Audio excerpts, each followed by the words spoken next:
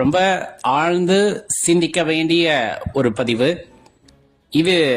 நிறைய அறிஞர் பெருமக்கள் நமக்கு எடுத்துரைக்கின்ற ஒரு விஷயத்தை தான் அடியேன் சிற்றறிவுக்கு எட்டியவாறு எடுத்துரைக்க இருக்கின்றேன். பொதுவா இந்த வீடியோ, அந்த காணொலியை வந்துட்டு எத்தனை பேர் பார்க்குறாங்க அப்படிங்கிறதெல்லாம் முக்கியமே கிடையாது. எப்பவுமே அடியேன் எண்ணிக்கொள்வதும் அதுதான். அதில் எத்தனை பேர் உண்மையை உணர்ந்து கொள்கிறார்கள், எத்தனை பேர் அதில் தவறு இருந்தால் சுட்டி காட்டுகிறார்கள் அப்படிங்கிறது தான் ரொம்ப முக்கியம். ஏன்னா இது அனைவரும் சேர்ந்து தேடக்கூடிய தேடுதல் அப்படிங்கிறது. இந்த தேடுதல் அப்படிங்கிறது எதை நோக்கி அப்படின்னு கேட்டா, அந்த ஆன்மீக தேடலிலே இருப்பவர்கள் அனைவருக்கும் தெரியும், பரம்பொருளை நோக்கிய பயணம் இது அப்படிங்கிறது ரொம்ப தெளிவா தெரிந்து கொள்ள வேண்டிய விஷயம். அதே போல்தான் இப்ப நம்ம இதை கேட்கிறோம் அப்படிங்கும் போது கேட்டுட்டு அப்படியே விட்டுறக்கூடாது. ஏன்னா இது நம்ம ஞான தேடுதல் அப்படின்னு சொல்லக்கூடியது. அடுத்தடுத்த நிலைக்கு செல்ல வேண்டும் என்பதற்காகத்தான் நாம் தேட ஆரம்பிக்கின்றோம். அந்த வகையிலே ஒரு சின்ன அலசல் அப்படின்னு பார்த்தோம்னா, பிறக்கின்ற மனிதர்கள் எல்லோருமே ஒரே அறிவுடன் பிறக்கிறார்களா அப்படின்னு, அறிவு அப்படின்னு சொன்னோம்னா தெளிவு அப்படின்னு பொருள் கொள்ளலாம் இந்த இடத்துல. ஏன்னா இறைவனை அறிவு வடிவமானவர் அப்படின்னு சொல்லுவாங்க, பேரறிவு அப்படின்னு சொல்லக்கூடியது. நம்ம எல்லாம் பார்த்தோம் அப்படின்னா, சில பேர்த்துக்கு ரொம்ப பிரகாசமா இருப்பது, சில பேர்த்திற்கு மங்கியது போல் இருக்கும். இந்த மாதிரி வேறுபாடுகள் இருக்கின்றன. இது நிறைய ஆன்மீகத்துல பல சொற்களை பயன்படுத்துவார்கள். அடியேன் அனைவருக்கும் புரிய வேண்டும் என்பதற்காக இதை பயன்படுத்துகின்றோம். ஒரு பெரிய ஜோதி, இப்ப திருவண்ணாமலை ஜோதி போல பிரகாசமா சில பேர் இருப்பாங்க பிறந்த உடனே, அடியேன் குறிப்பிடுவது. சில பேர் நம்ம வீட்டுல ஏத்தக்கூடிய விளக்கு போல கொஞ்சம் மங்கி இருப்பார்கள். சில பேர் விளக்குலயே அப்படியே மினு மினு மினு எரியும்ல சின்னது, அந்த மாதிரி அவர்களுடைய அறிவு வெளிச்சம் அப்படிங்கிறது இருக்கும். இது பிறந்த குழந்தைகளிலே பார்க்கலாம், வளர வளர பார்க்கலாம், வளர்ந்த பின்பும் பார்க்கலாம். ஏன்னா ஒரு சில பேத்துக்கு சொன்னதுமே புரிஞ்சிடும், சில பேத்துக்கு ஒரு 10 தடக்க சொன்னா புரியும், சில பேத்துக்கு எவ்வளவு சொன்னாலும் புரியாது. இந்த மாதிரி எல்லா இடங்களிலுமே இருக்கத்தான் செய்கின்றோம். இதெல்லாம் ஏன் அப்படிங்கிற ஒரு விஷயம் இருக்குல்ல. இது பொதுவான வாழ்க்கையை விட்டு விட்டு ஆன்மீக வாழ்க்கைக்குள்ள வாருங்களேன். இப்ப பிறந்து ஒரு 2-3 வயசு குழந்தை, இப்ப அப்பா அம்மா ஆலயத்திற்கு போறாங்க, சிவாலயத்துக்கு போறாங்க அப்படின்னா குழந்தையை தூக்கிக்கிட்டு போவாங்க. அது அந்த குழந்தை செய்வதா அப்படின்னு கேட்டா கிடையாது. ஒரு 2 வயசு 2.5 வயசு ஆகும் போது அந்த குழந்தை அவர்கள் அழைத்து செல்லவில்லை என்றாலும் அந்த குழந்தை கேட்கும் பெற்றோர்களிடம் சிவாலயத்திற்கு போக வேண்டும் என்பதை சைகையாகவோ அல்லது பேசியோ அப்பாவை காணப்போக வேண்டும் அப்படிங்கிற அந்த ஆவாவை வெளிப்படுத்தும். சில பேர் 15-16 வயசு ஆனாலும் அவர்களுக்கு அந்த எண்ணம், இறைவனை தேட வேண்டும் என்ற எண்ணம் அப்படிங்கிறது அவர்களுக்கு உண்டாயிருக்காது. நிறைய பேர் திரும்ப திரும்ப சிவபெருமானை பத்தி பேசுறாங்க, இந்த பேராற்றலை பற்றி பேசிக்கொண்டே இருக்கிறார்கள். அந்த 15-16 வயது ஆனவர்களுக்கு அது மீண்டும் மீண்டும் கேட்டுக்கொண்டே இருப்பதன் மூலமாக ஏதோ ஒரு இடத்துல சரி நம்மளும் போய் தான் பார்க்கலாமே அப்படிங்கிற ஒரு எண்ணம் அவர்களுக்குள் உண்டாயிருக்கும். அதன் பின் தேடித்தான் பார்ப்போமே என்ற எண்ணம் ஒரு 16-17 வயதில் சில பேருக்கு உண்டாகும். சில பேருக்கு இது அப்படியே 40 வயது வரலும் நீடித்து கொண்டே செல்லும். ஏன்னா இந்த வாழ்க்கை அப்படிங்கிறது ஓடணும், உழைக்கணும், சம்பாதிக்கணும், குடும்பம் குட்டியை பார்க்கணும் அப்படின்ட்டு நினைச்சுக்கிட்டு ஓடிக்கிட்டே இருக்க ஒருத்தருக்கு இந்த ஒரு 40 வயசு 45 வயசை கடக்கும் போது ஒரு பயம் வரும். இந்த மரண பயம் அப்படிங்கிறவங்க இல்லாத ஆளே கிடையாது. அது ஏன் அப்படிங்கறதையும் நிறைய ஞானியர்கள் சொல்லியிருக்காங்க. அதையும் சேர்த்தே இதுல பார்க்கலாம். இப்போ ஒரு 40-45 வயசுக்கு மேல மரணத்தை பத்தின ஒரு பயம் வரும் பொழுது, சரி அந்த பயம் இல்லாமல் இருக்க வேண்டும் என்றால் இறைவனை சரணடைய வேண்டுமே அப்படின்ட்டு இறை தேடுதல் அப்படிங்கிறது ஒரு சிலருக்கு அப்ப ஆரம்பிக்கும், இல்ல ஒரு தெளிவான புரிதல் வந்ததுக்கு அப்புறம் ஆரம்பிக்கும். இந்த இடத்துல நம்ம தவறு சொல்வதற்கு அவசியமே இல்லை. ஒரு நல்ல புரிதல் வந்திருக்கும். வாழ்க்கையில ஒண்ணுமே இல்ல, இவ்வளவு அனுபவங்கள் இருக்கு இல்லையா, இந்த அனுபவங்கள் மூலமாக அவர்கள் அறிந்து கொண்டது பாத்தீங்க அப்படின்னா எல்லாம் இறை செயல் அப்படிங்கிறது ஒரு 40 வயசுக்கு மேல அவங்க புரிந்து கொள்கிறார்கள் அப்படின்னாலும் அதற்கும் வாய்ப்பு இருக்கும். சில பேரு மரண தருவாயில போய்னா பெருமானோட பெயரை கூட சொல்வதற்கு பாக்கியம் பெற்றிருப்பார்கள். நாத்திகர்களாகவோ அல்லது இந்த மாதிரி எண்ணங்களே, தெய்வம் அப்படிங்கிற எண்ணங்களே இல்லாமல் வாழ்ந்திருப்பார்கள். ஆனா கடைசி நேரம் அவ்வளவுதான் மரண தருவாயில் இருக்கும் போது இறைவன் பெயரையே நினைத்து கொண்டிருப்பார்கள். இந்த வேறுபாடெல்லாம் ஏன் வருகிறது அப்படிங்கிற ஒரு விஷயம் இருக்கு இல்லையா, அதை யோசிச்சு பார்த்தோம் அப்படின்னா, ஒண்ணு பொருள் மீது கொண்ட பற்று, அந்த பற்றின் காரணமா அதை சேர்க்கணும், இதை சேர்க்கணும், வீடு கட்டணும், கார் வாங்கணும், பங்களா வாங்கணும், இந்த மாதிரியே ஓடிக்கிட்டு இருக்கப்ப இறைவனை பற்றி நினைப்பதற்கே இடமில்லாமல் போய்விட்டது அப்படின்னு சொல்லக்கூடியவர்கள் சிலர் உண்டு. அதன் காரணமாக கூட அது தள்ளி தள்ளி போகலாம். இன்னொன்று, இறை தேடுதல் இன்னைக்கு வேண்டாம், இன்னைக்கு கொஞ்சம் உடம்பெல்லாம் ஒரு மாதிரி டயர்டா இருக்கு, நாளைக்கு பார்த்துக்கலாம், சரி எப்படி இன்னொரு ஒரு வாரத்துக்கு அப்புறம் அந்த கோயிலுக்கு போய்க்கலாம், இன்னும் ஒரு வாரத்துக்கு அப்புறம் அந்த தியான வகுப்புக்கு போய்க்கலாம், இப்படிங்கிற மாதிரி அந்த ஒரு வாரம் ஒரு நாள்னு தள்ளி தள்ளி போடுறாங்க இல்லையா? அதன் காரணமாகவும் அந்த அனுபவங்கள் தள்ளி தள்ளி போவதற்கு வாய்ப்புகள் உண்டு. அதாவது இதெல்லாம் நிகழ்காலத்துல நிகழக்கூடியது. இந்த காலகட்டங்கள்ல ஏன் இதெல்லாம் தள்ளி போகுது அப்படின்னம்னா இந்த காரணங்களை எல்லாம் சொல்லலாம், நல்ல உறுதியிட்டே சொல்லலாம். இதனாலதான் அவங்களோட ஆன்மீக அனுபவம் அப்படிங்கறது அவங்களுக்கு கிடைக்காமல் போய் கொண்டு இருக்கிறது அப்படிங்கறத நம்ம எடுத்து சொல்லலாம். ஆனால் இது நிகழ்காலத்தை பொறுத்து அமைவதா அப்படின்னு கேட்டா அதுவே பெரிய கேள்விக்குறியான விஷயம்தான். மாணிக்கவாசக பெருமாறாகட்டும் அல்லது நிறைய பெருமக்களாகட்டும் எடுத்து கூறுவது பல பிறவிகளை தாண்டிதான் நாம் இந்த பிறவியை பெற்றோம் அப்படிங்கிறது. சிற்றுயிராக இருந்து அது ஒரு பரிணாம வளர்ச்சியை அடைந்து அது ஒரு பேருயிராக மாறுகிறது. அப்படிங்கும் போது அந்த பேருயிராக மாறினாலும் அதுல அந்த ஆன்மீக அனுபவம் அவர்களுக்கு இல்லாமல் இருப்பது, பெரிதாக இருப்பது, இதற்கெல்லாம் காரணம் என்ன அப்படின்னா அந்த ஆன்மா உணர்ந்து அனுபவித்த விஷயத்தின் காரணமாக, அடைந்த பக்குவத்தின் காரணமாக அது மேன்மை அடைகிறது அப்படிங்கிறத குறிப்பிட்டு சொல்லுவாங்க. இது ரொம்ப எளிதா புரியணும் அப்படின்னா, இந்த பிறவியில நம்ம சிவபெருமானே அப்படின்ட்டு வழிபட்டு கொண்டிருக்கின்றோம், பாடல்களை பாடிக்கொண்டிருக்கின்றோம், இறை அனுபவத்திலே இருக்கின்றோம் அப்படின்னா அந்த ஆன்மா அதை அனுபவிக்கிறது, அந்த அனுபவத்தை பெறுகின்றது, இறை அனுபவத்தை பெறுகின்றது.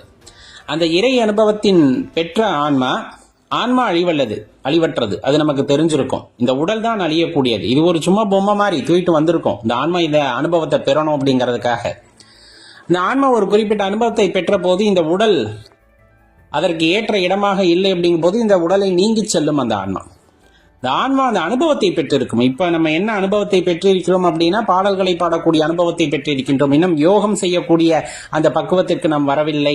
அப்படிங்கும் போது இந்த கூட்டை தாண்டி வேறொரு கூட்டிற்கு செல்லும் பொழுது இந்த ஆன்மீக அனுபவத்தை பெற்றோம் அல்லவா, அந்த குழந்தைகளிலே அந்த பாடல்களை பாடுவது இதெல்லாம் செய்கிறார்கள் அல்லவா, அந்த ஆன்மா ரொம்ப பக்குவப்பட்டதாக இருக்கும். சிறு வயதிலே சிவபக்தி செய்வது, சிறு வயதிலே சிவனை பாடுவது, இந்த மாதிரி செய்கின்ற குழந்தைகள் எல்லாம் ஒரு ஜென்மத்திலே பார்த்தீங்க அப்படின்னா ஒரு குறிப்பிட்ட அனுபவத்தை அந்த ஆன்மா பெற்றிருக்கும். அடுத்த ஜென்மத்திற்கு போகும்போது அந்த அனுபவம் சீக்கிரமா அவங்களுக்கு கைவர பெற்றிருக்கிறது. அதிலிருந்து அவர்கள் தொடர ஆரம்பிக்கின்றார்கள். அவ்வளவுதான். இது மனிதனுடைய எந்த செயலாகட்டும் அது இருக்கும். ஏன் மரணத்தை கண்டு ஒவ்வொருவரும் பயப்படுகின்றோம் அப்படின்னு சொன்னோம்னா அந்த மரணத்தை பல பிறவிகளிலே அவர்கள் எதிர்கொண்டிருப்பார்கள். எல்லோருமே, நாம் ஆகட்டும், இது பல பிறவிகளை தாண்டி வந்திருக்கின்றோம். அந்த மரண படுக்கையில் வருகின்ற பயம் அப்படிங்கிறது அந்த ஆன்மா தொடர்ந்து பெற்றுக்கொண்டே இருந்திருக்கும். சின்ன சின்ன உயிரிகளாக இருந்து பேருயிரியாக மாறி ஒவ்வொரு ஜென்மத்திலும் இந்த மரணத்தை எதிர்கொண்டு அந்த பயமானது நம்மளை சுற்றி கொண்டிருந்திருக்கும். சுற்றி கொண்டதன் காரணமாக அந்த அனுபவத்தை இந்த ஆன்மா பெற்று இன்று இந்த உடலுக்கு வந்திருக்கிறது என்றால் அந்த மரண பயம் அப்படிங்கிறது சிலருக்கு அப்படியே பிரதிபலிப்பாகவே இருந்து கொண்டிருக்கும். அதனால்தான் ஒவ்வொரு காலகட்டத்திலும் இந்த மரணம் அப்படின்னா பயப்பட ஆரம்பிச்சுறாங்க. அது ஒரு பொருட்டல்லன்னு எப்ப அவங்களுக்கு தெரிய வருது அப்படின்னா உண்மையை உணர்ந்து கொள்ளும் பொழுது அவர்களுக்கு வருகிறது. ஏன்னா எப்படி இன்னொரு உடலை எடுத்தாக வேண்டும், இப்படியே தொடர்ந்து ஒரு குறிப்பிட்ட பக்குவத்தை அடைந்து இறைவனை நினைத்து உருகி இறைவனுடைய அந்த கருணை பார்வையின் காரணமாக, திருவருள் கருணையினால் அவரை சரணடையும் பொழுது இந்த பிறப்பு இறப்பு என்னும் சூழலிலிருந்து நம்மால் மீண்டு வர முடியும் அப்படிங்கிற அந்த உண்மையை புரிந்து கொண்டவர்களுக்கு அந்த மரணத்தை பற்றின பயம் அப்படிங்கிறது கொஞ்சம் கொஞ்சமா விலக ஆரம்பிக்கும். மாறா அந்த மரண பயம் அப்படிங்கிறது எப்பொழுதுமே நம்மை தொற்றிக்கொண்டுதான் இருக்கும் அப்படின்னா அதுல மாற்றுக்கிறதே இல்லை. எதை தொட்டாலும் மரண பயம் இருக்கும். இதை செய்தால் அது ஆகிவிடும், அதை செய்தால் அது ஆகிவிடும். இப்படி எல்லா விஷயங்களிலுமே அந்த மரண பயம் நம்மை தொற்றிக் கொண்டு இருக்கும். அதிலிருந்து எவ்வாறு விடுபடுவது? இறை சிந்தனை மட்டுமே. இறை சிந்தனை மனது முழுவதும் நிறைகின்றது அப்படிங்கும் போது வாழ்க்கையினை பற்றின ஒரு குழப்பம் அப்படிங்கிறது இருக்காது, ஒரு தெளிவு அப்படிங்கிறது அந்த இடத்துல பிறந்திடும். எது எப்படி ஆயினும் சரி கண்டிப்பா அந்த மரணம் அப்படிங்கிறது இல்லாத உயிர்கள் இல்லை அப்படிங்கிற அந்த விஷயத்தை ஆழமாக உணர்ந்து கொள்ளும் பொழுது அந்த மரணம் எப்படிங்கிறது ஒரு வரம் தானே தவிர அது சாபம் அல்ல அப்படிங்கிறதை உணர்ந்து கொள்ளும் பொழுது அந்த மரணத்தை பற்றின பயம் அப்படிங்கிறது நீங்கும். அது சாதாரணமா நீங்காது. ஏன்னா நான் சம்பாரிச்சு வச்சிருக்கேன், என்னோட குழந்தை குட்டி இல்ல எனது கணவன் எனது மனைவி இப்படிங்கிற விஷயம் நான் இல்லாமல் என்ன செய்வார்கள் அப்படி இப்படின்னு நிறைய அந்த மாயையால் நிறைய பிதற்ற ஆரம்பிப்போம். ஆனா இருந்தாலும் இல்லாவிட்டாலும் சரி, இந்த உலகம் இயங்கத்தான் போகின்றது, அவர்களும் வாழத்தான் போகிறார்கள். அதனால அந்த உண்மையை புரிந்து கொள்கின்ற பட்சத்திலே இந்த பயம் அப்படிங்கிறது படிப்படியாக நீங்க ஆரம்பிக்கும்.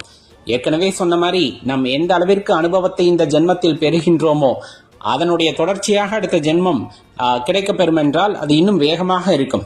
இன்னும் வேகமாகனா அடுத்தடுத்த நிலைகளை நோக்கி செல்வதற்கு உந்துதலாக இருக்கும். அதனால்தான் கிடைத்த இந்த பிறவியிலே இறைவனை நினைத்து பாடி உருகி அவரை எண்ணி எண்ணி தியானித்து அந்த அனுபவத்தை, சுக அனுபவத்தை அந்த ஆன்மாவிற்கு கொடுக்கின்றோம். அப்படிங்கும் போது கண்டிப்பா அது ஒரு பெரிய மாற்றத்தை உங்கள் வாழ்க்கையில ஏற்படுத்தும். அப்படின்னா அதுல மாற்று கருத்து இல்லை. இந்த வாழ்க்கையிலே சிவ வழிபாடு செய்வதற்கான வாய்ப்பை இறைவன் கொடுத்திருக்கிறார் என்றால் அதுவும் அரும்பெரும் கருணை. சொல்ல போனார், இறைவனுடைய அருட்பார்வையின் காரணமாக இந்த வாய்ப்பானது நமக்கு கிடைத்திருக்கிறது. அதற்கெல்லாம் காரணம் நம் பூர்வ ஜென்மாக்களிலே செய்த சிவ புண்ணியங்களே அப்படிங்கிறத மனதில் நிறுத்திக் கொள்ளுங்கள். சிவ புண்ணியங்களை செய்ய செய்ய ஐயனை வழிபடக்கூடிய அந்த பேராற்றலானது நமக்கு கிடைத்திருக்கிறது. இந்த ஜென்மாவிலும் நாம் சிவ புண்ணியங்களை சேர்க்க சேர்க்க கண்டிப்பா முக்தி நிலையை அடையக்கூடியதற்கான வாய்ப்பை இறைவன் கொடுப்பார். அப்படின்னா அதுல எல்லளவும் சந்தேகம் இல்லை.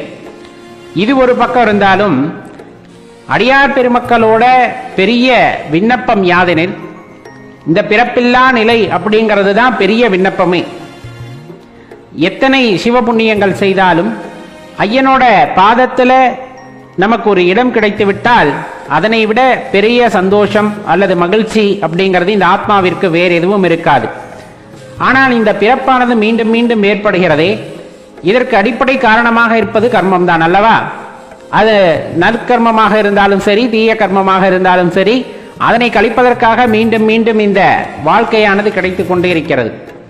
இதனிலிருந்து நாம் விடுபட்டு வர வேண்டும் அப்படின்னா இறைவனுடைய அந்த அருட்பார்வை இருந்தால் நம்மால் முடியுமா அப்படின்னா கண்டிப்பா முடியும். முடியாதென்றெல்லாம் எதுவும் இல்லை.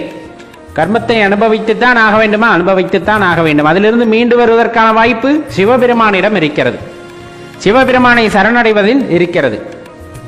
யோகம் செய்த உடல், யோகத்தின் காரணமாக இந்த மனதினை நிலைநிறுத்தி உள்ளார இறைவனை உணர்ந்து அவர் காட்டுகின்ற வழியே பயணிக்கும் பொழுது நாம் செய்த கர்மாக்கள் எல்லாமே கரைந்து போகின்றன, கரைந்து போகும். அப்ப சதா சிவ சிந்தனையிலே இருப்பது, சதா சிவபெருமானையே நினைத்து கொண்டிருப்பது, அவர் நாமத்தையே சொல்லிக் கொண்டிருப்பது, அவரே கதி என்று இருப்பது, இதுபோல் நம் வாழ்க்கை முறையே மாறுகிறது என்னும் பொழுது, யோகம் செய்யும் பொழுது, தியானம் செய்யும் பொழுது, நம் மனதினை நிலைநிறுத்தும் பொழுது, இந்த மூச்சு காற்றானது நமது கட்டுப்பாட்டிற்கு வரும் பொழுது எல்லாவித மாற்றங்களும் கைகூடும். அந்த மாற்றங்கள் கைகூடுகிறது என்றால் அதற்கு அப்பால் என்ன நடக்க வேண்டுமோ அதை இறைவன் நமக்கு அறிவுறுத்துகிறார். அவ்வாறு அவர் அறிவுறுத்துகின்ற வாழ்க்கையிலே அந்த வாழ்க்கை பயணத்தை நாம் தொடரும் பொழுது கண்டிப்பாக இந்த கர்மாக்களிலிருந்து, இந்த பிறப்பு இறப்பு என்னும் சுழற்சியிலிருந்து நாம் விடுபட்டு வருவதற்கான வாய்ப்பையும் அவரே காட்டுவார். அப்படிங்கிறத தெளிவா தெரிந்து கொள்ளுங்கள். அப்ப இந்த இடத்துல கர்மம் வெல்லுமா, கடவுளின் கருணை வெல்லுமா அப்படின்னா கடவுளோட அருட்பார்வை தான் கண்டிப்பா வெல்லும். உண்மையான பக்தி நம் மனதிலே குடிகொண்டிருக்கிறது அப்படிங்கும் பொழுது, அதனை பின்தொடர்ந்து நாம் செல்கின்றோம் அப்படிங்கும் போது கண்டிப்பா அந்த பக்தியானது ஒரு கட்டத்திலே வெற்றியை அடையும். கர்மம் மீண்டும் மீண்டும் வரத்தான் செய்யும். நாம் செய்தது திரும்ப திரும்ப வரத்தானே செய்யும். ஒரு தியானம் செய்கின்றீர்கள், தவம் செய்கிறீர்கள் என்றால் நமது மனது அதிலே ஒன்றவில்லை அப்படின்னாலே தெளிவா தெரிஞ்சுக்கணும். நம்முடைய வினை பயன் அந்த தியானத்தை கைகூடாமல் செய்கிறது அப்படிங்கிறது தான். ஒரு தவம் செய்ய முயல்கிறோம், நம்மால் முடியவில்லை அப்படின்னா வினை பயன் அதை தடுக்கிறது.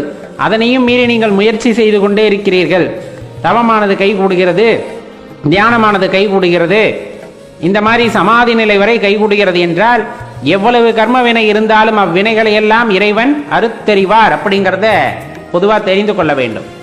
அதே போலதான் இறைவனுக்கு உருவம் கொடுக்கிறது, அவருக்கு ஒரு அளவு கொடுக்கிறது, இறைவன் இங்குதான் இருப்பார்னு சொல்றது, இது எல்லாமே கேலி கூத்தான விஷயம். சிவபெருமானை தேடி செல்கின்றோம், ஆலயங்களிலே போய் தரிசிக்கின்றோம், அதுல மாற்று கருத்து இல்லை. அப்ப சிவபெருமான ஆலயத்தில் மட்டும்தான் இருக்கிறார் என்று கூற முடியுமா அப்படின்னா கட்டாயமா யாருனாலையும் கூற முடியாது. அந்த ஆலயத்துல மட்டும்தான் இருக்கிறார், மற்ற எந்த இடத்துலையும் இல்லை அப்படின்னா அது இறையாற்றல் இல்லை. நாம் மனம் அமைதியாக ஒரு இடத்திலே அமைதியாக அமர்ந்து அந்த இறையாற்றலை உணர்வதற்கான இடம் வேணா கோவிலாக இருக்கலாமே தவிர இறைவன் அவ்விடத்தில் தான் இருக்கிறார், அவருக்கு இவ்வளவு பெரிய உருவம் உண்டு, இவ்வளவு குணநலன்கள் உண்டு, அவர் இவ்வளவு ஆற்றல் படைத்தவர் என்று நாம் வரையறை படுத்தி விட்டோமேயானால் அது இறையாற்றலாகவே இருக்காது. சிவபெருமான் அத்தன்மையவர் அல்ல அப்படிங்கிறத தெளிவாக புரிஞ்சுக்குங்க. அவருக்கு ஆதியும் இல்லை, அந்தமும் இல்லை, உருவமும் இல்லை, உருவத்தில் அளவும் இல்லை, எதுவும் அல்ல. பரபிரம்மம் அப்படின்னு சொல்லக்கூடியது, சர்வ வியாபி அப்படின்னு சொல்லக்கூடியவர், எல்லா இடங்களிலும் நீக்கமர நிறைந்திருக்கக்கூடிய ஒரு பேரருளாளர், பேராற்றல் உடையவர். இந்த மாதிரி நம்ம இறைவனை குறிப்பிட்டு சொல்லிக்கொண்டே இருக்கலாம். அந்த இறைவனின் நாமங்கள் வெவ்வேறாக இருக்கலாம். அவருக்கு ஒவ்வொருவர் ஒவ்வொரு உருவம் கொடுத்திருக்கலாம், ஒவ்வொருவர் ஒவ்வொரு நாமத்தை கொடுத்திருக்கலாம். இதெல்லாம் மனிதன் கொடுத்தது. இறைவனுக்கு பெயர் மனிதன் சூட்டி இருக்கின்றான். ஆனால் இறை ஆற்றலை அவனால் வரையறுக்க முடியாது. மனிதனால் இறையாற்றலை வரையறுக்க முடிகிறது என்றால் அது இறைவனே அல்ல அப்படிங்கிறத தெளிவாக தெரிஞ்சுக்குங்க. இறையாற்றல் அனைத்திற்கும் அப்பாற்பட்டது. அதனை உணர்ந்து கொள்வதோ அதனை புரிந்து கொள்வதோ அவ்வளவு எளிதான விஷயமும் அல்ல அப்படிங்கிறத நம்ம புரிந்து கொள்ள வேண்டும். சிவபெருமான் கருணையாளர், எல்லையற்ற கருணையாளர். அவர் எதை கேட்டாலும் கொடுக்கக்கூடிய கருணை உள்ளம் படைத்தவர், அவ்வளவு பேராற்றல் உடையவர். அதே போலதான் பக்தி கொள்வோருக்கு, அந்த சிரத்தையான பக்தி கொள்வோருக்கு தன்னுடைய கருணை பார்வையினால் அந்த பிறப்பு இறப்பு என்னும் சுழற்சியை அறுக்கக்கூடிய ஒரு அற்புதமான கருணையாளர் அப்படின்னா சிவபெருமானத்தை நம்ம குறிப்பிட்டு சொல்ல முடியும். அந்த சிவத்திற்கு அவ்வளவு மகிமை உண்டு. அவ்வளவு சாதாரண விஷயம் அல்ல. இந்த உலகம் என்று பார்க்காதீர், நவகோள்கள் என்று பார்க்காதீர், சூரிய குடும்பம் என்று பார்க்காதீர், அதையும் தாண்டி பிரபஞ்ச மண்டம் இந்த மாதிரி விரிந்து கொண்டே செல்கிறதல்லவா. இதனையெல்லாம் ஒரு புள்ளியில் அடக்கிவிட முடியுமா அப்படின்னா சிவத்தினுள் அடக்கிவிட முடியும். சிவத்தினுள் அனைத்தும் ஒடுங்கும். அனைத்து பொருளிலும் சிவம் அடக்கம். தெளிவா தெரிஞ்சுக்குங்க. சிவமில்லா ஒரு பொருள் கிடையவே கிடையாது. உயிரற்ற பொருளாயிருப்பினும் உயிருள்ள பொருளாயிருப்பினும் அது சிவம் அந்த இடத்தில் குடிகொள்ளும் வரைதான் அதற்கு மதிப்பு அப்படிங்கிறத புரிஞ்சுக்கணும். அப்ப ஒரு உயிரிலே சிவம் இல்லை என்றால் அந்த உயிர் என்னவாகும், அந்த உடல் என்னவாகும் அப்படின்னு யோசித்து பாருங்கள், தெரியும். அப்படியே இயற்கையோடு இயற்கையாக கரைந்து போய்விடும். எந்த ஒரு பொருளிலும் சிவத்தன்மை இருக்கும் வரையிலும் தான் அது ஒரு மதிப்புடன் இருக்கும். அது நமது உடலாக இருந்தாலும் சரி, பிற உயிர்களாக இருந்தாலும் சரி, பிற பொருட்களாக இருந்தாலும் சரி, அனைத்துமே இதனுள் அடக்கம் அப்படிங்கிறத தெளிவா தெரிஞ்சுக்கங்க. சாதாரண விஷயமாக நீங்க எதையும் கடந்து போய்விட முடியாது. இறையாற்றல் அப்படிங்கிறது எல்லையில்லா தன்மை உடையது. அந்த இறையாற்றலை ஒரு வரையறைப்படுத்த வேண்டும் என்று நினைப்பதே முதலில் தவறான விஷயமாகும். இறையாற்றல் இவர்களுக்குத்தான் செய்யும், அருள் செய்யும் அப்படின்னு சொன்னா அதை விட தவறான சிந்தனை வேறு எதுவும் இருக்க முடியாது. என் இறைவன் என் மக்களுக்கு மட்டும்தான் உதவுவான், என் மக்களுக்கு மட்டும்தான் கருணை செய்வான் என்று யாரேனும் கூறினால் அவர்கள் அறியாமையில் இருக்கிறார்கள் என்பது பொருள். அந்த இறைவனை உணர்ந்து கொள்ளவில்லை என்பது அடிப்படையான பொருள். மனிதன் எந்த பெயர் வைத்து அழைத்தாலும், மனிதன் எந்த குணம் உடையவராக இருந்தாலும் அனைவருக்கும் அருள் செய்யக்கூடிய தன்மை யாரிடம் இருக்கும் என்றால் இறைவனிடம் இருக்கும். இதை உணர்ந்து கொள்ளுதல் முதலில் அவசியம். இதை உணராத மனிதன் அந்த இறையாற்றலை உணராத மனிதனாவான், அந்த சிவத்தை உணராத மனிதனாவான். அவனால் கடைசி வரையிலும் சிவபெரும்பொருளை உணர்ந்து கொள்ள முடியாது. அப்ப இறைவனை உணர்ந்து கொள்ள வேண்டும், முயற்சி செய்ய வேண்டும் என்றால் முதலில் அடிப்படையாக அவர் எல்லையற்றவர், ஆதியும் அந்தமும் இல்லாதவர், அவர் ஒரு நாமம் ஓருருவம் இல்லாதவர் அப்படிங்கிறத தெளிவா புரிந்து கொள்ள வேண்டும். சர்வ வியாபியாக இருக்கக்கூடியவர். நீங்க நீர், நிலம், காற்று எதுவாக எடுத்தாலும் சரி, அனைத்திலும் இந்த சிவமானது உறைந்திருக்கிறது என்பதை உணர்ந்து கொண்டால் மட்டுமே நம்மால் இறையாற்றலை உணர்ந்து கொள்ளவும் புரிந்து கொள்ளவும் முடியும். அடியார்களே,